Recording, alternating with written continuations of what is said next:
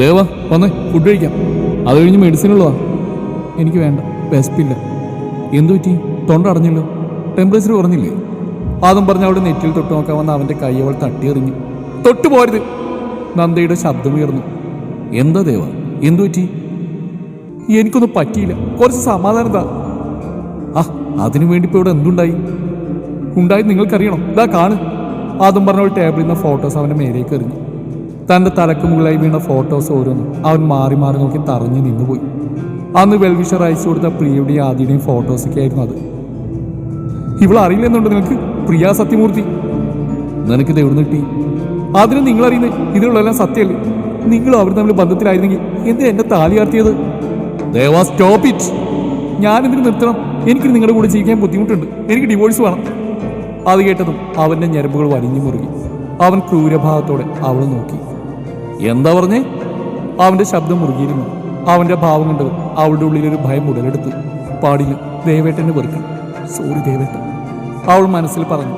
അവൻ്റെ മുഖത്തേക്ക് മിഴികൾ പതിപ്പിച്ചു. നിങ്ങളെപ്പോലെ ഒരാളെ എനിക്ക് വേണ്ട, അവൾ തറപ്പിച്ച് പറഞ്ഞു. കയ്യിലിരുന്ന ഫുഡ് അടങ്ങിയ പ്ലേറ്റ് അവൻ നിലത്തേക്ക് എറിഞ്ഞു. അവൾ ചെവികൾ പൊത്തിപ്പിടിച്ച് നിന്നു. ഒരു വേള അവളെ തല്ലാനായി ഉയർത്തിയ കൈ അവൻ താഴ്ത്തി ഭിത്തിയിലേക്ക് ആഞ്ഞിടിച്ചു. അവൻ്റെ പ്രവൃത്തികൾ കാണുന്തോറും അവളുടെ നെഞ്ചു വരഞ്ഞു കീറി. ഒരു ഗദ്ഗതം അവളിൽ നിന്ന് പുറപ്പെട്ടു. ഒന്നും കാണാനാവാതെ അവൾ തിരിഞ്ഞു നിന്നു. അവളെ ഒന്ന് നോക്കിയവൻ പുറത്തേക്ക് ഇറങ്ങി. ഡോറ് വലിച്ചടച്ച ശബ്ദം കേട്ടതും അവൾ പൊട്ടിക്കരഞ്ഞുകൊണ്ട് ബാത്റൂമിലേക്ക് കയറി. ആ 4 ചുമരുകൾക്കുള്ളിൽ അവളുടെ കരച്ചിൽ ചീളുകൾ വീണുടഞ്ഞു. ക്ഷമിക്കണേ ദേവേട്ടൻ, എന്നെ വെറുക്കണം. I love you so much. താലിയിൽ പിടിമുറുക്കി അവൾ അതിൽ ചുംബിച്ചു. നീ ഇപ്പോൾ എവിടെ പോകുന്നു? ഡ്രസ്സെല്ലാം പാക്ക് ചെയ്തുകൊണ്ടിരിക്കുന്ന നന്ദയെ നോക്കി റൂമിലേക്ക് കടന്നു വന്ന് ആദ്യം ചോദിച്ചു. എനിക്ക് നിങ്ങളുടെ കൂടെ ജീവിക്കാൻ വയ്യെന്ന് പറഞ്ഞില്ലേ, ഞാൻ വീട്ടിൽ പോവാം. നിനക്ക് എന്നെ അത്രയേ ഉള്ളൂ വിശ്വാസം അല്ലേ? അവളെ തന്നെ നേരെ തിരിച്ചെടുക്കാൻ അവൻ ചോദിച്ചു. അവൾ മറുപടിയൊന്നും പറഞ്ഞില്ല. ശരി, റെഡിയാവും, ഞാൻ വരാം.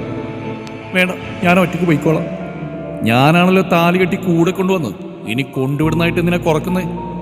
പിന്നെ അവളൊന്നും പറഞ്ഞില്ല. അവൻ ഫോണെടുത്ത് പുറത്തേക്ക് ഇറങ്ങി. അവൻ്റെ പോക്ക് നോക്കിയിരുന്നു. അവളുടെ ഹൃദയം പിടഞ്ഞു. എന്നെ വെറുത്തല്ലേ? അവളുടെ ഹൃദയം അവനോട് ചോദിച്ചു. മോളിത് എവിടെ പോവാ? ബാഗുമായി താഴേക്ക് വന്ന് നന്ദയെ നോക്കി മുത്തശ്ശി ചോദിച്ചു. ആണുങ്ങളെല്ലാം കമ്പനിയിൽ പോയിരുന്നു. അത് വീട്ടിൽ. മോൾക്ക് വയ്യാത്തതല്ലേ, ഇപ്പൊ പോണം. പനിയൊന്നും കുറഞ്ഞില്ലല്ലോ. കുറഞ്ഞു മുത്തശ്ശ, അവൾക്ക് അച്ഛനെ കാണുന്ന ആഗ്രഹം, ഞാൻ കൊണ്ടുവിട്ടിട്ട് വരാം. ആദി പറഞ്ഞു. മുത്തശ്ശനൊന്ന് മൂളി. ആദി വേഗം പുറത്തേക്ക് ഇറങ്ങി. നന്ദ എല്ലാവരോടും യാത്ര പറഞ്ഞു കൈലാസം വീടിന്റെ പടികളിറങ്ങി. എന്നോട് ക്ഷമിക്കണം, നന്ദയെ ചേർത്തിരുത്തി വൈഷ്ണവി പറഞ്ഞു. അവളൊരു വിളറിയ ചിരി അവർക്ക് സമ്മാനിച്ച് കാറിലേക്ക് കയറി. കാറിലേക്ക് കയറിയതും നന്ദ സീറ്റിലേക്ക് ചാഞ്ഞ് കണ്ണുകളടച്ച്. അവളിരുന്ന് പോയി. ദേവനന്ദ കൈലാസം വീട്ടിൽ നിന്ന് പടിയിറങ്ങി. സന്തോഷ വാർത്ത പെട്ടെന്ന് തന്നെ പൂജ പത്മിനെയും പ്രീതിയെയും വിളിച്ച് അറിയിച്ചു. സത്യമാണോ പൂജ? അവൾ പോയോ? ഇപ്പൊ ഇറങ്ങിയതേ ഉള്ളൂ. ആ വൈഷ്ണവി ആൻറ്റി വിഷമിച്ചുകൊണ്ടിരിക്കുന്നുണ്ട്. അച്ഛനെ കാണാനെന്ന് പറഞ്ഞാ ഇവിടുന്ന് പോയേക്കുന്നു. പക്ഷെ എനിക്ക് ഉറപ്പുണ്ട് അവൾ ഇനി തിരിച്ചു വരില്ലെന്ന്. തിരിച്ചു വരില്ല. വന്നാലും വൈഷ്ണവി അവിടെ ഉണ്ടല്ലോ. അതെ അതെ പ്രീതി, നമുക്കിതൊന്ന് ആഘോഷിക്കണ്ടേ? പിന്നെ വേണ്ടേ, ഈ നൈറ്റ് നീ വീട്ടിലേക്ക് വാ. പ്രീതി അതും പറഞ്ഞ് ഫോൺ വെച്ച് അമ്മയ്ക്ക് കെട്ടിപ്പിടിച്ച് ഉമ്മ നൽകി പ്രീതി റൂമിലേക്ക് പോയി. മകളുടെ സന്തോഷം കണ്ട് അവരുടെ കണ്ണുകൾ സന്തോഷത്താൽ തിളങ്ങി. നീ എൻ്റേതാണ് ആദി, എൻ്റെ മാത്രം. ചുമരിലായുള്ള അവൻ്റെ ഫോട്ടോയിൽ ചുണ്ടുകൾ പതിപ്പിച്ച് പ്രീതി പുലപ്പി. നന്ദയെ വീട്ടിലാക്കി അച്ഛനെ കണ്ട് സംസാരിച്ച് ഉടനെ തന്നെ ആദ്യോട് ഇറങ്ങി. തന്നോട് ഒന്നും മിണ്ടാ പോകുന്ന അവനെ കണ്ടത് അവളുടെ ഹൃദയം അലമുറയിട്ട് കരഞ്ഞു. മോളെ, വയ്യെങ്കിൽ പോയി കിടന്നു, അച്ഛൻ പറഞ്ഞു. നന്ദ റൂമിലേക്ക് കയറി ബെഡിലേക്ക് വീണു. അവളുടെ കണ്ണീർ വീണു തലയിണ കുതിർന്നു. തലയിലാരോ തലോടിയതറിഞ്ഞാണ് നന്ദ ഉറക്കെഴുന്നേറ്റത്. ദേവേട്ട, അവളുടെ ചുണ്ടുകൾ ഉരുവിട്ടു. നീ പെണ്ണെ! നന്ദ ഞെട്ടി എഴുന്നേറ്റു. മുന്നിലിരിക്കുന്ന അമ്മുവിനെ കണ്ടതും അവളൊരു ചിരി നൽകി. എന്തോ ഉറക്കാ പെണ്ണെ, നീ എന്തോ കരയായിരുന്നോ?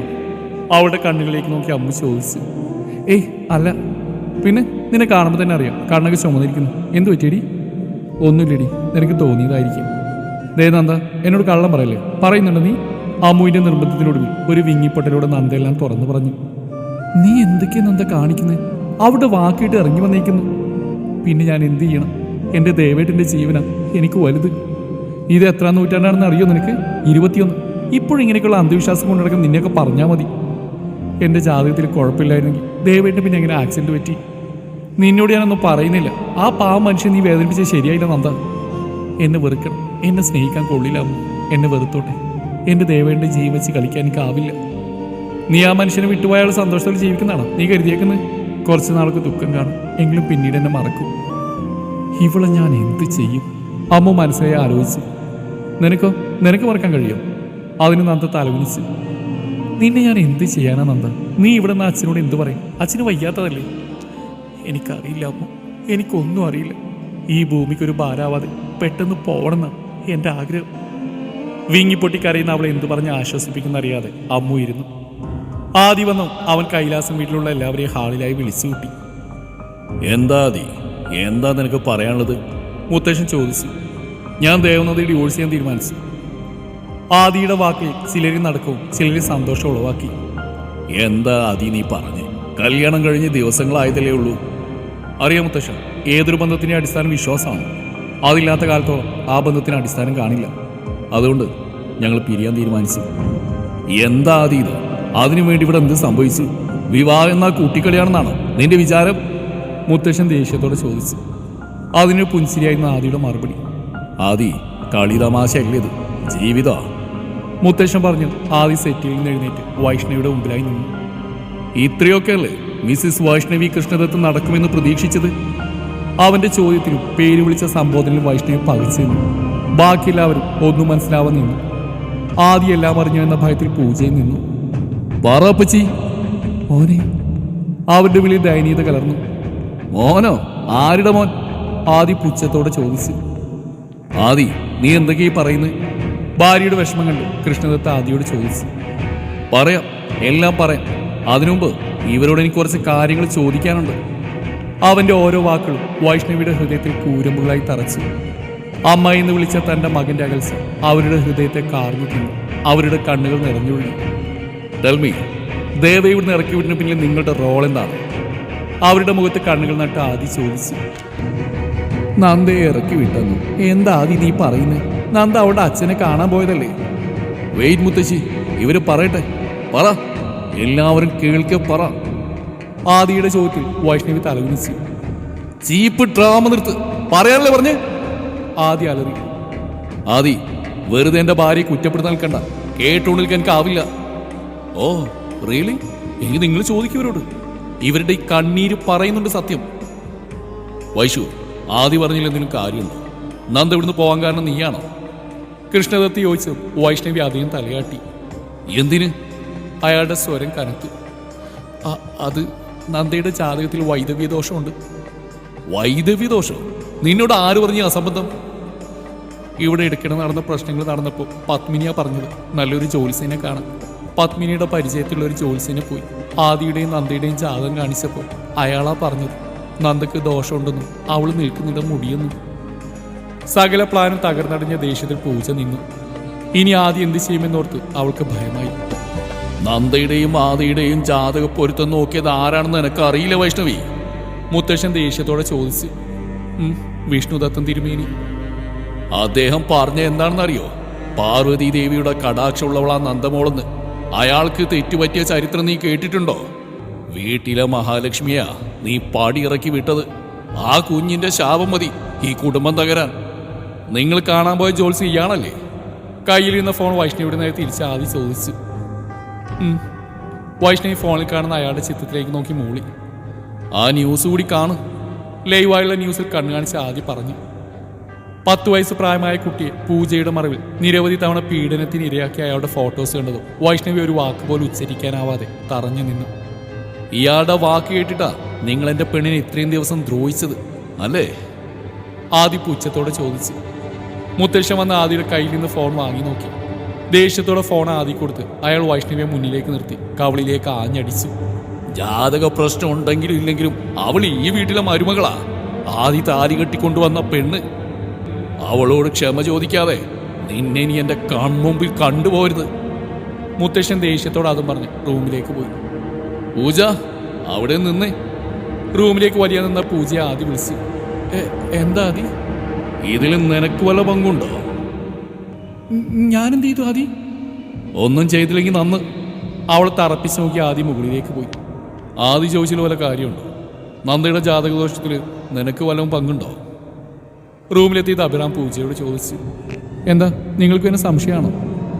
ഇതൊക്കെ കേൾക്കുമ്പോൾ ആർക്കും സ്വാഭാവികമായിട്ട് തോന്നുന്നതാ. സത്യമായിട്ട് എനിക്കിതിൽ യാതൊരു പങ്കുമില്ല. അഭിറാമെന്ന് അമർത്തി മൂളി. അവൻ പുറത്തേക്ക് ഇറങ്ങിയതും പൂജ ഡോറ് ചാരി ഫോണെടുത്ത് പത്മിനിയെയും പ്രീതിയെയും വിവരം അറിയിച്ചു. ചക്കിന് വെച്ച കൊക്കിനുണ്ട്, ഇനി ആദ്യം നിങ്ങൾ ചെയ്യുമെന്ന് എൻ്റെ പേടി, പൂജ പേടിയോടെ പറഞ്ഞു. ഓ പിന്നെ അവനെന്ത് ചെയ്യാനാ, കൊല്ലൊന്നുമില്ലല്ലോ, പത്മിനി നിസ്സാരമായി പറഞ്ഞു. അമ്മ ഒന്നും മിണ്ടല്ലേ, അമ്മ കാരണം ഇതൊക്കെ, എനിക്ക് വയ്യ അവനിനി ഫേസ് ചെയ്യാൻ. അമ്മയ്ക്ക് വീട്ടിലിരുന്നാൽ മതിയല്ലോ, അവനെ കാണുന്നുമില്ല, പൂജ സങ്കടത്തോടെ പറഞ്ഞു. നീ എങ്കിൽ കുറച്ച് ദിവസം ഇവിടെ നിൽക്ക്, ആദ്യയുടെ ദേഷ്യമൊക്കെ തണുക്കുമ്പോൾ തിരിച്ചു പോവാം.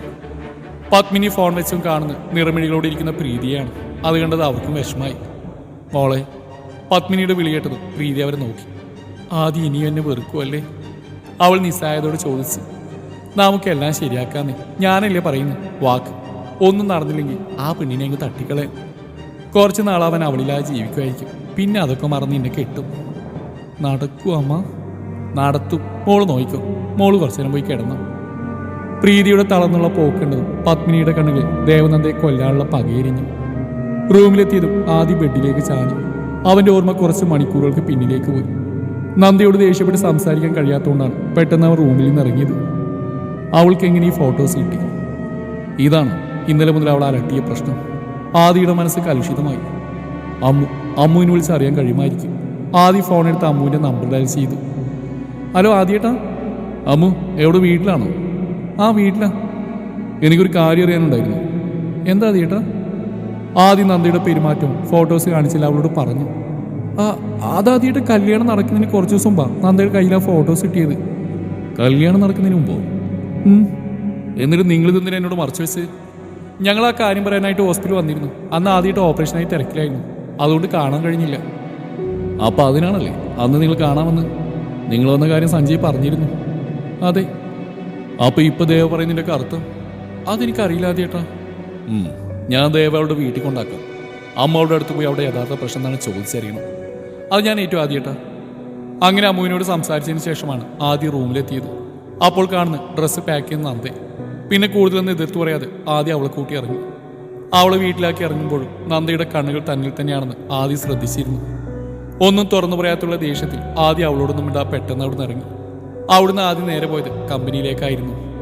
ആ നീയായിരുന്നോ? ഗ്ലാസ് ഡോർ തുറന്ന് അനുവാദം പോലും ചോദിക്കാതെ അകത്ത് കയറി വന്ന് ആദ്യം നോക്കി സഞ്ജയ് ചോദിച്ചു. എന്താടാ, എന്തെങ്കിലും ഇഷ്യൂ ഉണ്ടോ? ആദിയുടെ മുഖത്ത് വിഷമം കണ്ട് സഞ്ജയ് ചോദിച്ചു. അതിന് മറുപടിയായി ആദി കയ്യിലുള്ള ഫോട്ടോസ് അവനെ കാണിച്ചു. ആദി ഇതൊക്കെ ദേവക്കാരോ അയച്ചു കൊടുത്തതാ? ആര്? അറിയില്ല. ഇതാണോ നിന്റെ മുഖത്തിത്ര വിഷമം? നന്ദ വല്ലതും പറഞ്ഞു? നന്ദയുടെ പെരുമാറ്റമെല്ലാം ആദ്യം അവനോട് പറഞ്ഞു. എന്തായാലും അമ്മ പോയി നോക്കട്ടെ, അപ്പറിയാനുള്ള കാരണം. എന്തായാലും ഈ ഫോട്ടോസ് അല്ല കാരണം, വേറെന്തോ ആണ്. അപ്പോഴാണ് ആദിയുടെ ഫോൺ റിങ് ചെയ്ത്. അമ്മുവായിരുന്നു. ഹലോ അമ്മു. ആദിയേട്ടാ, ഞാൻ നന്ദയുടെ വീട്ടിലെത്തി. അവളെന്തി? റൂമില. ഞാൻ കോള് കട്ട് ചെയ്യുന്നില്ല. ആ ഓക്കെ. അമ്മു റൂമിലേക്ക് പോയി നന്ദയോട് സംസാരിക്കുന്നു. നന്ദ മറുപടി നൽകുന്നെല്ലാം കേൾക്കെ ആദിയുടെ മുഖം കോപം കൊണ്ട് ചൊരിച്ചു. ആദി എല്ലാം കേട്ടൊഴി ദേഷ്യത്തോടെ ഇരിക്കുന്ന അവനോട് സഞ്ജയ് വിളിച്ചു. അവൾക്ക് എന്നോടൊന്നും തുറന്നു പറയാൻ തോന്നിയില്ലല്ലോടാ. അവളുടെ സ്വഭാവം നിനക്ക് അറിയാവുന്നില്ല. അത് സ്വയം ദുഃഖിച്ചാലും മറ്റുള്ളവർ സന്തോഷത്തോടെ ഇരിക്കണമെന്ന് നന്ദ ചിന്തിക്കുകയുള്ളൂ. എന്നാലും വൈഷ്ണവി ആന്റി ഇങ്ങനെയൊക്കെ പറയുന്നത് ഞാൻ വിചാരിച്ചില്ല. ഞാൻ പോവണം. ആന്റി ഒന്നും ചെയ്യരുത്, ആദിയുടെ സ്വഭാവം അറിയുന്ന സഞ്ജയ് അവനോട് പറഞ്ഞു. അതിന് ആദ്യം മറുപടി ഒന്നും പറഞ്ഞില്ല. സതീഷേട്ടാ, അമ്മ ഈ ഇടയ്ക്ക് പുറത്തേക്ക് കൊണ്ടുപോയി. കാറിൽ കയറി ആദ്യം ഡ്രൈവറായ സതീഷിനോട് ചോദിച്ചു. കുറച്ചു ദിവസം മുമ്പ് വൈഷ്ണവി മേഡത്തെ ഒരു ജോലിസിന്റെ വീട്ടിൽ കൊണ്ടുപോയിരുന്നു. പത്മിനി മേഡം കൂടെ ഉണ്ടായിരുന്നു. അയാളുടെ സ്ഥലം എവിടെയാ? ഇവിടെ അടുത്ത് തന്നെയാ മോനെ. വണ്ടി അവിടേക്ക് കൂടെ സതീഷേട്ടാ. നിമിഷങ്ങൾക്കകം തന്നെ കാർ അവിടെ എത്തിച്ചേർന്നു. ഒരു ചെറിയ വീട്, ചുറ്റും മരങ്ങൾ. അവനകത്തേക്ക് പ്രവേശിക്കാൻ നിന്നും ഒരാൾ അകത്തുനിന്ന് പുറത്തേക്ക് വന്നു. എന്താ? എനിക്കാ സ്വാമി ഒന്ന് കാണുന്നുണ്ടായിരുന്നു. സ്വാമി പൂജയില്ല, 1 മണിക്കൂർ എടുക്കും പൂജ കഴിയും. വെയിറ്റ് ചെയ്യും. അതിനുള്ള ക്ഷമ എനിക്കില്ലല്ലോ. മാറി നിൽക്കടോ. അയാളെ തള്ളി നീക്കി ആദ്യം അകത്തേക്ക് പ്രവേശിക്കാൻ അയാൾ പിന്നിലൂടെ ആദ്യം ബ്ലോക്ക് ചെയ്തു. നന്നാവാൻ സമ്മതിക്കില്ല അല്ലേ? ആദ്യം അയാളുടെ കാലിൽ അമർത്തി ചവിട്ടി. വേദന കൊണ്ട് അയാൾ കൈവിട്ട നേരം തന്നെ ആദ്യം കൈ തിരിച്ച് അയാളുടെ പൊക്കിലായി കുത്തി. അയാൾ കുനിഞ്ഞിരുന്നു പോയി. ആദ്യം പെട്ടെന്ന് ഉള്ളിലേക്ക് പ്രവേശിച്ചു. അപ്പോഴാണ് അവിടെ ഇരിക്കുന്ന സ്ത്രീയെയും പുരുഷനെയും കണ്ടത്. സ്വാമിയുടെ റൂമിൽ ഒരു റൂം ചൂണ്ടിക്കാട്ടി അവർ പറഞ്ഞു. മോനിത് എവിടേക്കാ? അകത്ത് പൂജ നടക്കുക. റൂമിന് നേരെ നടക്കുന്ന ആദ്യം തടഞ്ഞുകൊണ്ട് അയാൾ പറഞ്ഞു. പൂജ? അതും പറഞ്ഞ് പൂച്ചിച്ച് ആദ്യ റൂം തള്ളി തുറന്നു. അകത്തെ കാഴ്ചയിൽ അവൻ പകച്ചുപോയി. ഒരു കുഞ്ഞിന്റെ ശരീരത്തിലേക്ക് ആഴ്ന്നിറങ്ങാൻ ശ്രമിക്കുന്നയാൾ. ആദിയുടെ ഞാടി ഞരമ്പുകൾ വലിഞ്ഞു മുറുകി. ശബ്ദം കേട്ടതും നരേന്ദ്രൻ ഞെട്ടിലോടെ വാതിൽ ഭാഗത്ത് നോക്കി. ആദി പെട്ടെന്ന് അയാളെ ചവിട്ടി. അവന്റെ പ്രഹരമേറ്റതും അയാൾ നിലത്തേക്ക് വന്ന് വീണു. പെട്ടെന്ന് അയാൾ നിലത്തിടുന്ന മുണ്ടെടുത്ത് കൊടുത്തു. ആദി പെട്ടെന്ന് ആ കുഞ്ഞിന്റെ ദേഹത്ത് ബെഡ്ഷീറ്റ് വെച്ച് മറച്ചു. അപ്പോഴേക്കും അവിടെ ശബ്ദം കേട്ട ആ കുട്ടിയുടെ മാതാപിതാക്കൾ വന്നു. അയ്യോ മോളെ എന്നും പറഞ്ഞ് അമ്മ ആ മകളെ ചേർത്ത് പിടിച്ചു. വായിൽ പ്ലാസ്റ്റർ കെട്ടിയ നിലയിലായിരുന്നു ആ കുഞ്ഞ്. ആ സ്ത്രീ ആർത്ത് വിളിച്ച് കരഞ്ഞു. ആദ്യം അവിടെ നിന്ന് വലിയ ഫ്ലവർ വൈസ് എടുത്ത് അയാളെ തലങ്ങും വിലങ്ങും തള്ളി. ഒരടി പോലും എതിർക്കാനാവാതെ അയാൾ തളർന്നു വീണു. ചവിട്ടിക്കൂട്ടി ആദ്യം അയാളെ ഒരു മൂലക്ക് തള്ളി. നിങ്ങൾ എന്തിനാ ഈ കൊച്ചിനെ ഇങ്ങോട്ട് കൊണ്ടുവന്ന്? പനിയായതുകൊണ്ടാ മോനെ, കുറെ ദിവസമായി മാറാത്തോണ്ടെന്ന് ജപിച്ചേട്ടനായി കൊണ്ടുവന്നതാ. പനിയാവുമ്പോ കാണിക്കാനാണോ യവന്മാർ? അതിനൊക്കെ ഹോസ്പിറ്റലുണ്ടോ? നിങ്ങളൊക്കെ എന്ത് ചെയ്യണം? ഷെയ്മോണിയോ കുറെ അന്ധവിശ്വാസങ്ങൾ. ആദ്യ വേഗം ഫോണിലെത്തി പോലീസിന് വിവരം അറിയിച്ചു. ഹോസ്പിറ്റലിൽ ഫോൺ വിളിച്ച് ഒരു ആംബുലൻസ് വിടാനായി പറഞ്ഞു. നിമിഷങ്ങൾക്കകം തന്നെ നരേന്ദ്രനെ അറസ്റ്റ് ചെയ്തു. കുഞ്ഞിനെ ഹോസ്പിറ്റലിലേക്ക് മാറ്റി. ഫോൺ കോളിന്റെ ശബ്ദം കേട്ടാണ് ആദ്യം ഉണർന്നത്. ഹലോ സർ, അയാളെ നമ്മുടെ സ്ഥിരം പ്ലേസിൽ എത്തിച്ചിട്ടുണ്ട്. അതിന് ആദ്യം ഒന്ന് അമർത്തി മൂടി. ഹലോ കുക്കീസ്, ഒരു ഇമ്പോർട്ടൻ്റ് കാര്യം പറയാനുണ്ട്. അത് വേറൊന്നുമല്ല, ലാസ്റ്റത്തെ ആ സീൻ, അതായത് അമ്മു ആദീനെ വിളിക്കുന്ന സമയത്ത് എന്തോ ഒരു സൗണ്ട് ഇഷ്യൂ വന്നു. അത് എന്തെന്നാ, ഞാൻ കുറേ തവണ നോക്കിയാൽ ശരിയാക്കാം, പക്ഷെ അത് ശരിയാവുന്നില്ല. അപ്പോൾ എല്ലാവരും ഹെഡ്സെറ്റ് ഉപയോഗിച്ച് വേണം അന്ന് ആ ഒരു ഭാഗം കേൾക്കാൻ. പിന്നെ എനിക്ക് വളരെ സന്തോഷമുണ്ട് ഈ സൈക്കോ ലവ് ഞാൻ ഇട്ട സമയത്ത് വിചാരിച്ചു വലിയതായിട്ടൊന്നും എന്താ പറയുന്നത്, വലിയ പോസിറ്റീവായിട്ടുള്ളൊന്നും കിട്ടത്തില്ല ഞാൻ കരുതി. കാരണം എനിക്കങ്ങനെ തോന്നി. ബട്ട് എനിക്ക് ഭയങ്കര സന്തോഷമുണ്ട്. എല്ലാവർക്കും സൈക്കോ ലവ് ഇഷ്ടപ്പെട്ടു. നല്ല നല്ല കമൻറ്റൊക്കെ ഓരോരുത്തർ ഇടുന്നത് എനിക്ക് നന്നായിട്ട് ഇഷ്ടപ്പെട്ടു. വളരെ സന്തോഷമുണ്ട്. പിന്നെ വേറെ വഴി നോക്കുമ്പോൾ എനിക്കും ആഗ്രഹമുണ്ട് ഇതുപോലെ പെട്ടെന്നൊക്കെ എപ്പിസോഡൊക്കെ ഇടണം, തീർക്കണം എന്ന്. പക്ഷെ എനിക്ക് സമയം അങ്ങ് ഒത്തു കിട്ടുന്നില്ല. എന്തോ ചെയ്യാൻ, ഇപ്പോൾ തന്നെ അവധി ആയതുകൊണ്ടാണ് ഇത്രയെങ്കിലും എനിക്കിടാൻ പറ്റുന്നത്. ഇനിയിപ്പോൾ അറിയാമല്ലോ, അവധിയൊക്കെ കഴിയാൻ പോവുക. ഇനിയിപ്പോൾ ക്ലാസ്സൊക്കെ വീണ്ടും തുടങ്ങും. അപ്പോൾ സമയമൊന്നും കിട്ടത്തില്ല. വീഡിയോ ലേറ്റൊക്കെ ആയിട്ട് എന്ത് ചെയ്യാനാ.